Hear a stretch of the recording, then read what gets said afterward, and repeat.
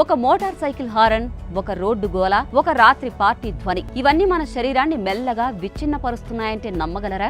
ఒక్కో శబ్దం మన గుండె కొట్టుకునే తీరును మార్చేస్తోంది, మన మానసిక స్థితిని ఛిద్రం చేస్తోంది, మన నిద్రను చీల్చి మిగతా రోజంతా అలసట మాసిన జీవుల్లా మనల్ని నడిపిస్తున్నది. సరే, నగరాల్లో ఉండడం తప్పనిసరైతే ఏం చేయాలి? శబ్దం నుంచి పూర్తిగా తప్పించుకోలేం, కానీ దీని ప్రభావాన్ని తగ్గించుకోవడం మాత్రం మన చేతుల్లోనే ఉంది.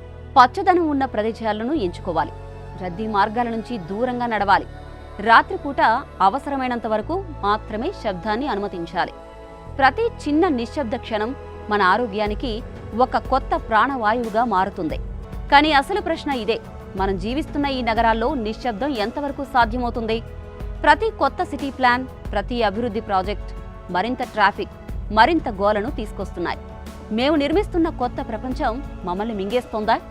మన పిల్లలకు కూడా ఇలాంటి రాత్రులు, ఇలాంటి గగుర్పాటు కలిగించే గోలే మిగులుతుందా? మన ప్రగతిలో శబ్దం వల్ల అనేక సమస్యలు పెరుగుతున్నాయి, పట్టణాలు పెరుగుతున్నాయి, ఇటు టెక్నాలజీ దూసుకుపోతోంది. కానీ మన మానవత్వం మాత్రం మెల్లగా శబ్దాల ఉక్కిరిబిక్కిరిలో చిక్కుకుంటోంది.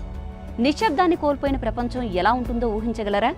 చెట్లు లేకపోతే ఏం జరుగుతుందో తెలిసినట్లే నిశ్శబ్దం లేకపోతే ఆరోగ్యం ఎలా క్షీణించబోతుందో మనం ఊహించాల్సిందే. అందుకే ఇప్పుడు మనం ఆలోచించాలి, మన చుట్టూ శబ్దాన్ని మితిమీరి పెంచుకుంటూ పోతే మన జీవితం ఎలా మారిపోతుందో.